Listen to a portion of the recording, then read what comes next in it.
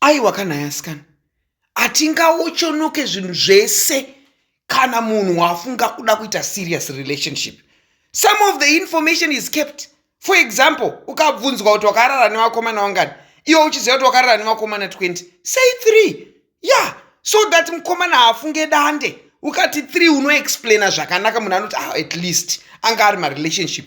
Chero iro bhaibheri rinotaura kuna Proverbs 29:11, a fool uttereth all, but a wise man keeps it in till afterwards. Usawochoke zviri kuocho.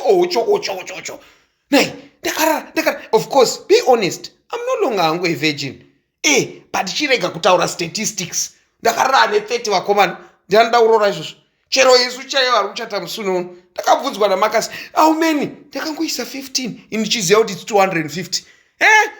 A fool uttereth all. Apa. Dzorai pamuromo.